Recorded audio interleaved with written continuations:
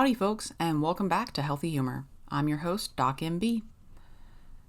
If you've been listening to the show for a little while now, then you have probably got on to the fact that one of my favorite ways to come up with episode ideas is pretty much by just kind of taking a look at my own life and then putting an episode together or reaching out to somebody and asking them to be on the show. Well, the other day, one of my girlfriends asked me if I liked my gynecologist because she was looking for a new one. I told her I did, and that I would be more than happy to send her the information for my doctor's practice and their name and, just some basic information. But me being me, I also went into a lot more detail and told her things that I liked and didn't like about my doctor. I told her that I liked their demeanor and how they listen to me and all the things that matter when it comes to my experience with them as a patient, which my friend was really grateful to hear. Then I added how nice it was that they had a clean record as a provider. That's when my friend stopped me. She wanted to know how I knew my doctor had a clean record and what I meant by clean record.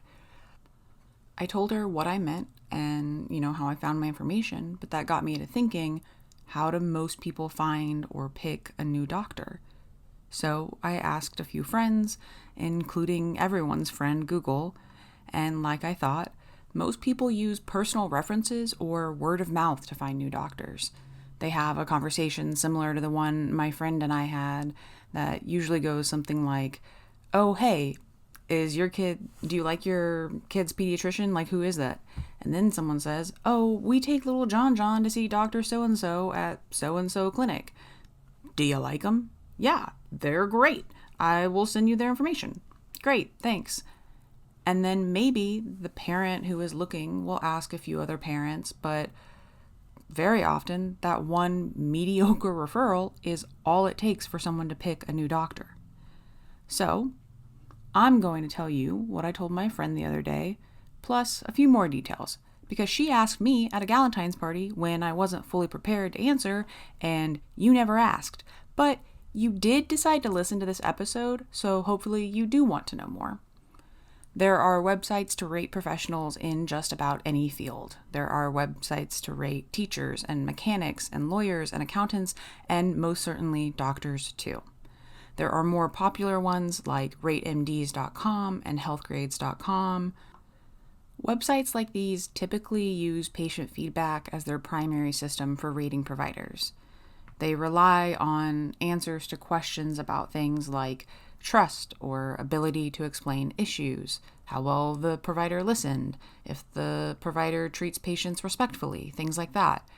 And these types of questions are great, but ask yourself, when are you most likely to want to take the time out of your day to go leave a review on a third-party website about your doctor, the doctor that you already probably had to take time off of work to go see? If you are anything like me, then your answer was either when you are extremely pissed off and need the world to know about it, or when they've done such an exceptional job, you wonder about every other provider you've ever been to see, which sadly is probably the more rare occurrence. But this type of response bias aside, these websites are good for getting general feedback on demeanor and experience. Sites like ratemds.com and healthgrades.com also allow you to find out or even search based on things like whether a doctor is accepting new patients, what type of insurance they accept, whether or not they do virtual visits, and other things like that.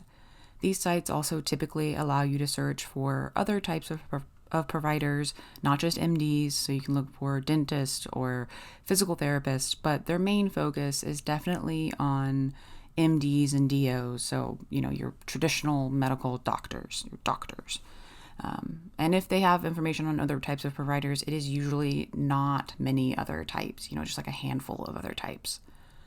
But what these sites almost never tell you is if your doctor has ever undergone any disciplinary actions, if they have ever had their medical license suspended, or if they have ever had complaints against them filed with the medical board. If that is the type of thing you would like to know about your providers, and I really hope you do care about things like that, then listen up, Buttercup. Each state is different, but you can probably start by going back to our friend Google and searching something like, whatever state you live in plus medical board, or state name, whatever your state name is, then medical board license directory, something like that. If your state is anything like Oklahoma, then your medical board site looks like you're a small bookshop owner in New York City having an anonymous online affair with Tom Hanks. If you do not get that reference, I am saying they look like they were designed in the 90s and probably haven't been redesigned since, but unlike the movie You've Got Mail, they did not age well. So just be prepared. If you live in Oklahoma, at least, you won't need dial-up, but you will need to be a little patient. So start by going to www.okmedicalboard.org. You should find yourself on the homepage for the Oklahoma Board of Medical Licensure and Supervision. And then you'll click on the tab at the top of the page that says Search Licensees. And the page this takes you to will have all kinds of options for looking up providers. You can search based on similar things from our ratings websites, like name, what insurance they accept, what hospitals they have privileges at, if they're accepting new patients, things like that. But this site holds information on anyone who holds a medical license in the state of Oklahoma, meaning not just doctors. So you could look up your kid's high school athletic trainer, or even that dietitian your mom started seeing a couple months ago. But the reason I love searching through this site more than any other is that you can see the status of any disciplinary actions taken against whatever provider you're looking at. You can search based on the disciplinary status, or once you find the provider you're looking for, then it's just part of their profile. So if you've looked up Dr. So-and-so, you found their profile, at the bottom of their profile, it'll say, it'll say pending or past disciplinary actions. And then if they have none, it'll just say no disciplinary actions taken, which means that they've never gotten in trouble with the Oklahoma Medical Board. But if they have had any actions taken against their license, then it will be blank after it says pending and or past disciplinary actions. And underneath that, there will be a little table that lists the date, action, reasons, and any remarks about the issues. Under that table, it will also show the dates of all the filings and or orders associated with those actions. You can even click on those dates to view scanned or PDF copies of the paperwork attached to them. Now, that's a lot of information. Some people call that dangerous information. I call that being a really good and informed patient. This episode is not about getting into the nitty-gritty of all the things a provider could potentially do wrong, or to demonize providers who have had action taken against them or their license. But I do encourage everyone to do their own research before trusting a word-of-mouth referral from a neighbor or friend, unless that friend is Doc MB. She usually knows what she is talking about on these things, so you should probably listen to her.